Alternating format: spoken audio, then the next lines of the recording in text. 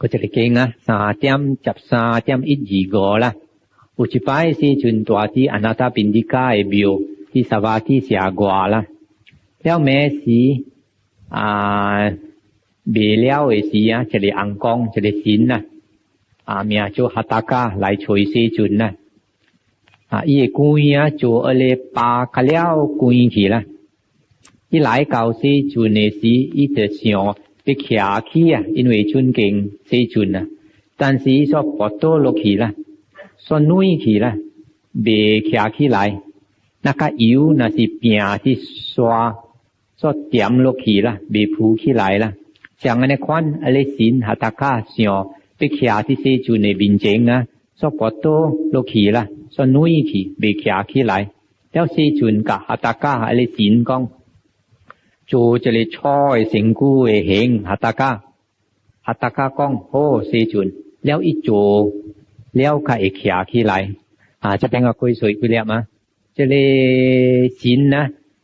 อีหลังหลายไปช่วยหุดไอ้สีอีหลังไปจุนเก่งหุดนะอีหลังค่ะแล้วสิขาขี้ไหลละนะคะเซ็กหลานในหลังบุญนาทีหลังอีหลังติงลี่จะได้ชุดแก่หลังแล้วอีขาสิปีละอีหลังสิหงเสียวเสียในควันนะที่หลังบุญสีเสียงละอีขาขี้ไหลละจำตีโบเสียงส่วนตีอีหลังจุนเก่งหุดสวยติงลี่แล้วอีเดอคูโลขีละคักแก่ละแล้วที่จะเลยศีลนะสิหักกู้หุดใจแก่ต่อตีละทันยุสากู้แล้วละหุดไอโอโลอีละอีแม่โชหัตถะกะแล้วอีทันยุสากู้ไว้ชุดสีที่จะได้สีเถียนสีเสียนในทีละก็เป็นไงอีหลังไอ้สิงกู้จิญญาอยู่ละจิญญาอยู่แล้วอีหลายจะได้ยินกันนะอีบาลูสีขีแ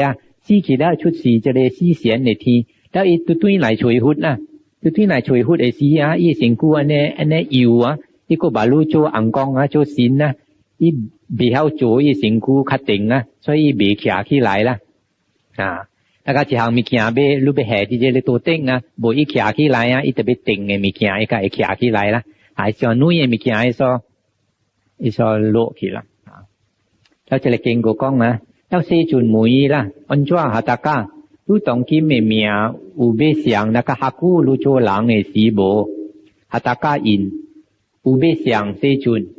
但是有诶物件当今ฮักกูโจหลังบัด有诶那个 BQ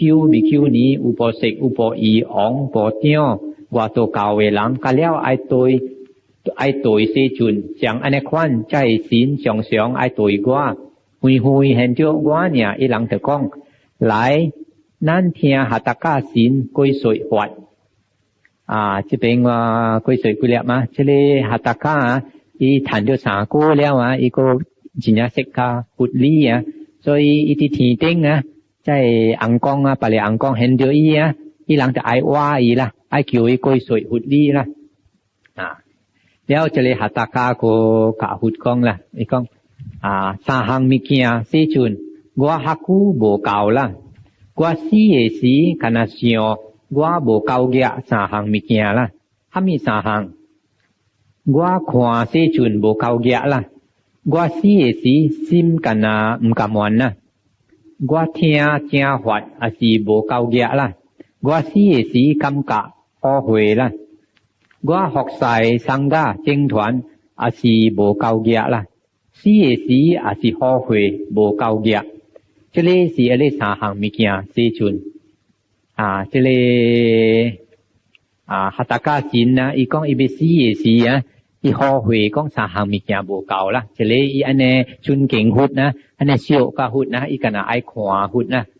所以อีกำกะกองอีจอกกิมเบสีกี่แล้วกันเนโบทันขวาหุดนะ所以อีมกำวันนะตีเยอีอันเนสุกาเทียหวัดนะอีกำกะกุยสีอีเทียหวัดบุญโบเก่าเกียละอีโกเบสีสีสิมฮอหวยละเจ้าก็บทเกียก็โบทันเทียหวัดแล้วละ所以这里是第二第三อีไอหอกใส่จะเลยจิงถวนนะชุดแก่หลังละจะไปสีสีฮอหวยละก้องกระติงอีสีกี่แล้วโบทันหอกใส่ชุดแก่หลังละ所以จะเลยหลังนะที่เขียโหยหล่ออีโจโหอีกำกะก้องโบเก่าละ所以รู้หลังสีละต้องคิมอูคีอุยโจโห อุคีอุยโจโฮหรือแต่เบคาแม่โจคาเจละมังกะเดงแล้วจะเลยคีอุยโดโบโจกะเดงเอาไปไปขี่เอเซียคือไก่ฮอเฮละยาคาจ้าว่าอุคีอุยโจจะเลยโจเลยโฮว่าโบโจต้องคิดมาไปขี่แล้วกะเดงกองติกนะคะรุ่นนาทีกองติกโบเก่ารุ่นยูฮอเฮละ